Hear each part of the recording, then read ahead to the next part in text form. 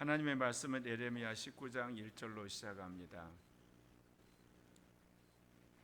우리나라는 기독교가 공인된 사회입니다. 그러나 여러분, 중국을 한번 보십시오. 중국은 기독교가 거의 불법에 가까운 사회예요. 또 미국 같은 나라는 기독교가 국교인 사회죠. 그러면 그런 삶의 자리가 다른 나라에서 오늘 읽은 예레미야 말씀을 해석할 때 어떻게 해석할까요? 거의 기독교가 불법화된 중국 같은 나라에서는 예레미야서를 거의 안 보겠죠. 보더라도 이거를 모두 개인적인 사건으로 예를 들면 재해석해가지고 적용을 하겠죠. 우리나라는 어떻겠습니까? 우리나라는 반반이겠죠. 이거를 우리나라 정치에 적용하게 해석하는 사람이 있는가 하면 이거를 철저하게 개인적으로만 해석해서 적용하는 사람이 있겠고, 미국 같은 나라에서는 이게 기독교 국가니까 이것을 나라에 적용해서 말할 수가 있겠지 않습니까? 제가 이 말씀을 하는 것은 성경이 쓰여진 상황과 성경을 읽는 사람의 상황에 따라서 해석의 방법에 차이가 있어야 된다, 그 이야기입니다. 그러지 않고 이거를 무시를 하고 성경을 해석을 하고 또 적용을 하게 되면 엄청난 오류를 벗게 됩니다. 그러면 이러한 것들을 누가 알려주냐? 성령이 알려주는 거죠. 근데 지금까지는 성령이 인도하심보다는 교리라고 하는, 신학이라고 하는, 또는 어떻게 보면 그 전통이라는 것이 더 우선시했어요. 생각을 해보십시오. 가톨릭 교회가 전 세계 5대양 6대지에 흩어져 있는데 가톨릭에는 예배 순서나 그 모든 것들이 예전에는 똑같았거든요. 심지어 쓰는 언어도 유럽에서는 라틴어였어요. 이제 오늘날은 이제 각국어로 이제 미사를 드리기는 하지만 말입니다. 그러나 예배 순서는 똑같아요.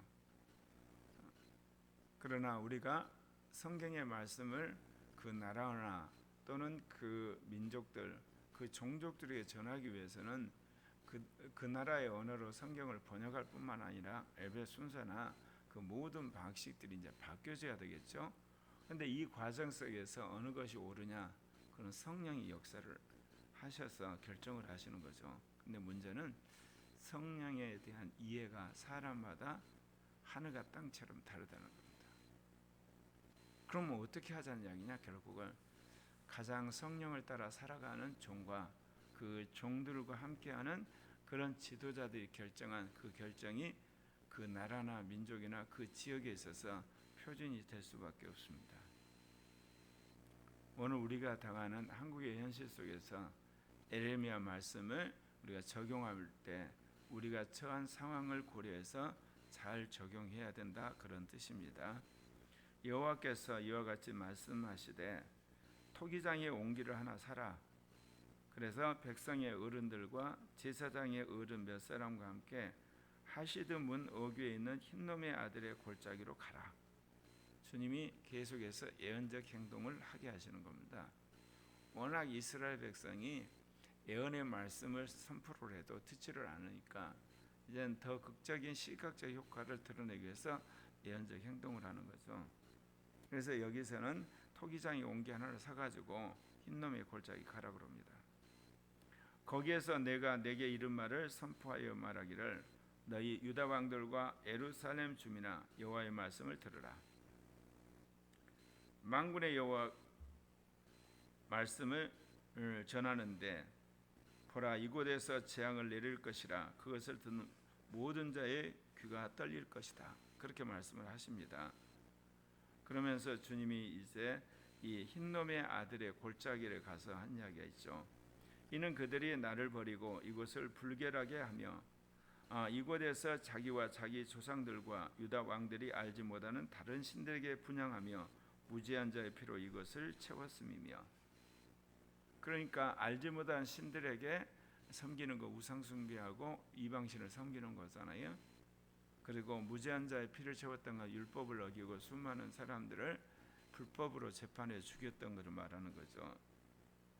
또 바알을 위하여 산당을 건축하고 자기 아들을 바알에게 번제로 불살라 드렸다. 그러니까 이방 신을 섬기는 그 의식에 따라서 자기 아들까지 불살라서 드리는 그런 폐역한 짓을 했다는 겁니다. 그런데 이거는 내가 명령하거나 말하거나 뜻한 바가 아니다. 거짓 선지자들과 거짓 제사장들, 거짓 관료들과 거짓 왕들에 의해서 결국 이 짓이 자행된 거죠. 그러므로 다시는 이곳을 도벳이나 흰놈의 아들 골짜기라 부르지 않는다. 그것도 양반이라는 겁니다. 죽음의 골짜기라 할 것이다. 그럼 왜 그러냐? 이곳에서 수많은 사람들이 죽어서 엎드려질 텐데 그 시체가 그야말로 가득해서 셀 수 없을 만큼 많을 것이다. 그래서 오늘 여기 보면 유다와 예루살렘의 계획을 무너뜨려 그들로 그 대적압과 생명을 찾는 자의 손에 칼에 엎드려지게 하고 그 시체를 공중에 세워 땅의 짐승의 밥이 되게 하며 이 성읍으로 놀람과 조롱거리가 되게 하릴 것이다. 이렇게 말씀하세요. 그러니까 하나님께서 그야말로 재앙을 물 붓듯이 부어버리신 거예요. 이번에 태풍에서 물 쏟아냈지. 그랬을 때 그 재앙에 얼마나 많은 사람들이 죽어가겠습니까? 모든 재앙으로 말미암아 지나는 자마다 놀라며 조롱할 것이며 그들이 그들의 원수와 그들의 생명을 찾는 자에게 둘러싸여 공경에 빠질 때 내가 그들의 아들의 살, 딸의 살을 먹게 하고 또 각기 친구의 살을 먹게 하리라 하셨더라. 하나님께서 정말 험악한 꼴을 보게 하신다는 거죠. 먹을 것이 없어서 살을 뜯어먹는 인간의 살을, 그런 어떤 험한 꼴을 보게 되는, 그를 주님이 말씀을 하십니다. 우리가 어떻게 그런 일이 일어났을까? 실제로 이런 일이 일어났죠. 하나님께서 말씀하실 때 사람들이 그 말씀을 설마 그런 일이 일어나겠어? 그렇게 하면서 그 말씀을 무시해버리는 거거든요. 너는 함께 가는 자의 목전에서 그 옹기를 깨뜨리고 그들에게 이르기를 만군의 여호와께서 이와 같이 말씀하시되 사람이 토기장의 그를 한번 깨뜨리면 다시 완전하게 할 수 없이다. 그래서 하나님이 토기장의 옹기를 가지고 가게 한 겁니다. 한번 하나님이 이제 심판을 하게 되면 되돌릴 수가 없다 그 이야기입니다. 그래서 얼마나 하나님께서 이 유다 백성과 예루살렘 거민을 증오하셨던지 여기 말한 것처럼 도벳에 매장할 자리가 없을 만큼 수많은 사람이 매장을 당하리라. 태국에서 미얀마에서 쿠데타가 일어났는데 한가하는 사람들을 무수히 죽였잖아요. 그리고 지금 러시아 우크라이나 전쟁이 일어나면서 양쪽의 젊은 청년들이 이루 말할 수 없이 죽어가죠. 그리고 2차 대전 당시에도 연합군이나 또 흔히 구축국이라고 하는 그 나라에서 어마어마한 그런 청년들이 죽어갔고 1차 대전 때도 그랬어요. 북한에서 지금 김일성, 김정일, 김정은 체제 한가하는 사람들이 얼마나 많이 죽어갑니까? 죄악된 나라에서 하나님께서 폭군들에서 죽어가기도 하지만 하나님이 이제 그러한 폭군들을 심판할 때도 사람들이 죽어나요. 어떻게 보면 타락한 인간 세계 안에 평안하게 살 날이 별로 없는데, 근데 인류 역사를 볼 때 해방 후 지난 2000년 어간까지 한 60여 년 동안 인류에게 있어서 그렇게 평화로운 시대가 없었어요. 그렇게 하신 이유가 뭐겠습니까? 세계 모든 나라를 독립을 시키고 그들 나라 이제 스스로 민주국가를 세울 수 있는 기회를 주셨지만 실은 그것도 이제 때가 되면 이 자본주의 문화, 민주주의 문화, 그리고 더 나아가서 과학문명, AI 시대에 이제 자주적인 국가를 세운다고 하지만 그 경계가 무너지고 지구는 하나로 되어 갈 것입니다. 그러니까 하나님이 이러한 과정을 통해서 각국에 복음을 전할 수 있는 교회를 세우게 하신 거예요. 이제 각국에 세워진 교회가 여러 나라의 선교사들과 더불어서 함께 이제 각기 그리고 다른 나라 선교를 하는 세계 선교 시대가 활짝 열리게 된 것입니다. 기독교는 정치나 경제와 굉장히 긴밀하게 연결된 종교예요. 자꾸 사람들이 정교 분리를 오해하는 거예요. 그거는 정치가 기독교를 탄압하지 못하게 한 장치로 정교 분리를 이야기한 것이, 여러분 창세기부터 계시록까지 하나님이 정치를 도외시한 적이 있어요? 없어요. 하나님 우주 만물을 창조하시고 섭리하신 주권자신데요. 근데 정교 분리가 자꾸 사람들이 정치에 참여하지 않고 정치를 내버려두는, 그래서 정치로 하여금 기독교를 죽이게끔 만드는데 스스로 함정을 파는 역사적 과오를 범하고 있습니다. 지금 다시금 우리가 기독교인들이 비록 예배당에서 종교적 행위를 하지만 그의 삶은 경제라든지 정치, 사회 모든 영역에서 두각을 나타내야 되고, 우리가 세계 선교만 생각하는데 세대 간 선교도 해야 되고요, 영역 간 선교도 해야 돼요. 그래 주님 오시는 거예요. 자꾸 세계 선교 그러니까 지도 그려놓고 5대양 6대주 나라들 안에 교회 몇 개 세우는 것만 생각하지, 이 지구상의 각 나라에 있는 정치, 경제, 문화, 사회 속에 복음이 전파되는 건 생각지를 않아요. 그리고 또 하나, 주로 장년들만 생각하지 청년이나 청소년, 어린아이들 복음을, 이게 다 전해져야 주님 오시는 거거든요. 네. 그러면서 주님이 예레미야 선지자를 통해서 이 유다와 예루살렘에 향해서 강력하게 경고를 하시죠. 내가 이곳과 그 가운데 주민에게 이같이 행하여 이 성읍으로 도배깎게 할 것이라. 그러니까 유다와 예루살렘이 도배처럼 매장지가 되어버린다는 겁니다. 하나님이 정말 무서운 이야기를 하시죠. 나는 아무쪼록 한국이 그렇게 되지 않기를 바라요. 한국교회가 깨어나서 먼저 올바른 길로 가고, 그것 때문에 국민의 양심이 깨어나서 우리 국민도 거짓과 수수와 부정과 부패와 탐욕에서 벗어나서 정상적인 나라로 다시금 개혁되기를 바라거든요. 반공과 그리고 산업화, 민주화까지는 왔는데 선진화의 문턱에서 선진화의 콘텐츠를 발견하지 못해서 이렇게 하는데, 이거는 적어도 민주화 이후에 나타난 이 땅에 그야말로 변태적인 만큼 거짓말들, 그 다음에 부정과 부패, 그 다음에 서로의 진영 논리에서 서로를 이렇게 험담하는 이 정치가 이제 끝장이 나야 되거든요. 저는 이번에 그 전북 새만금에 이런 잼버리 사태, 이거는 호남 정치의 몰락이자 민주화 정치의 몰락을 명확하게 국민들이 각인시킨 거예요. 저렇게 사건이 터져야만 우리 국민은 합리적으로 문제를 해결하기 시작하거든요. 서희철 사건도 마찬가지고요. 우리 교육 현장에서 학생 인권 때문에 학생들이 학생의 눈치를 봐야 되는 그런 비극적인 사건을 단적으로 보여준 거고, 그리고 그 최상병이 죽은 것도 그래요. 상관들이 아무 안전 조치 없이 그냥 가서 구호사업이나 이런 대민 봉사사업 하도록 옛날 방식 그대로. 그러니까 이 땅의 지도자들이 한결같이 변화된 현실과 상황에 고려하면서 기득권을 누리면서 이 나라를 파국으로 몰고 가는 짓들을 서슴없이 하는 거예요. 이거는 여야를 막론하고 그래요. 이거를 근본적으로 이제 깨어나야 되는데, 국민 이성을 회복해야 되고 양심 발휘해야 되고, 이제 우리가 믿음을 깨어나야만 이거를 막을 수가 있고, 그런 운동이 기독교 개혁 운동부터 일어나야 되는 겁니다.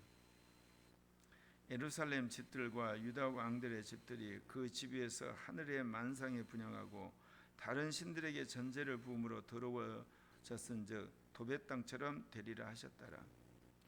하나님이 왜 전쟁이 일어나게 하고 쿠데타가 일어나고 또 지진이라고 해일이 일어나고 가뭄이 일어나고 태풍이 있냐면요, 하나님 그를 통해서 죄악된 그 땅을 쓸어버리시는 거예요. 더러운 땅을 더 이상 보기 싫다는 거죠. 그러면 그 땅이 뒤집어지는 거예요. 여러분이 계시록을 한번 찬찬히 읽어보세요. 17장과 18장이 큰 음녀, 세계 경제 수도에 관한 이야기가 나오거든요. 마지막 이게 망할 때 보면 각 섬과 그리고 산들이 다 흔들리더라 이렇게 나와요. 천년왕국이 되려면 5대왕 6대주가 이렇게 해석은 안 돼요. 천년왕국이 될 수가 없어요. 그래서 하나님이 산들과 섬들을 전부 다 정리를 해서 살기 좋은 평야로 만드시거든요. 그때가 뭐냐? 주님 오시기 직전에 이 지구에 엄청난 지진이 일어나요. 아마 해일도 일어나겠죠.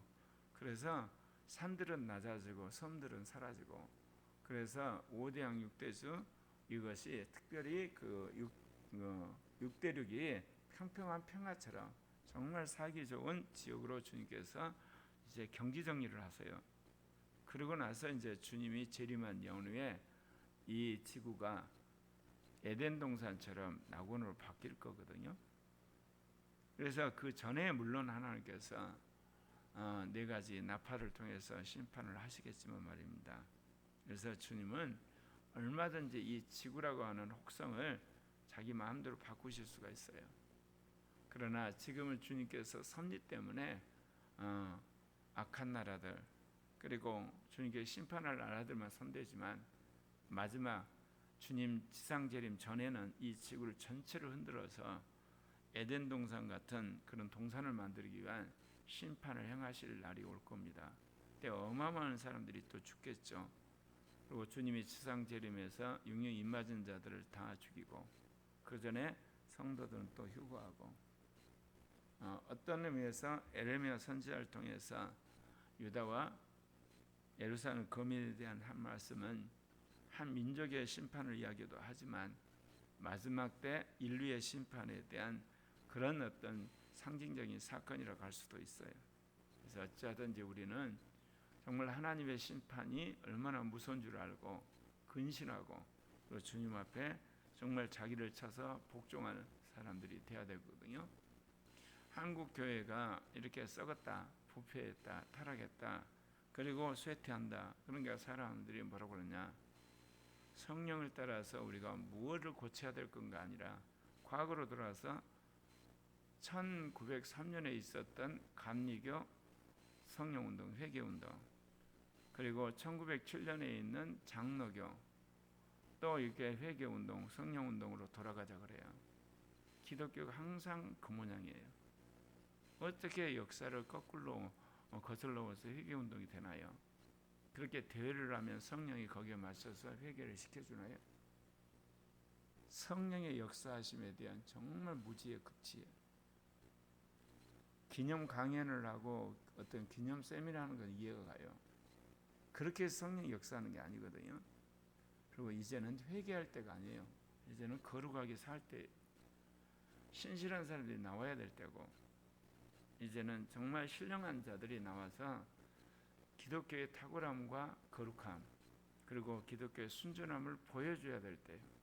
그래야만 한국교회와 아시아교회, 세계교회가 복음화되지, 그렇게 모여서 무슨 윤리적인 거 그리고 또 사회적으로 잘못한 거 기도해야 하고 그렇다고 해서 거기 감동받아서 이 사회가 변할 것 같습니까? 이제 그 단계를 뛰어넘어야 돼. 회개한 자의 거룩한 삶, 결단한 자의 신령한 자, 정말 이 사회를 봉사하는 혁신적인 사람이 나타나서 한국을 변화시켜야 돼. 그래서 하나님 고리학 교회를 오랫동안 새로운 사람을 만들려고 하시는 거예요. 새로운 인물, 새로운 지도자를 만들려고 하시는 거예요. 한순간에 무슨 회개운동이라든지 한순간에 어떤 그 깜짝 놀라는 이벤트하는 그런 행사들, 또는 어떤 예배당이나 거기에 모여가지고 같이 기도하는 정도가 아니라 그런 사람이 되고 그런 조직이 되고 그런 교회를 아예 세우려고 작정하신 겁니다. 이래 우리 모두가 순종해서 그렇게 나가기를 바랍니다. 기도하십시다.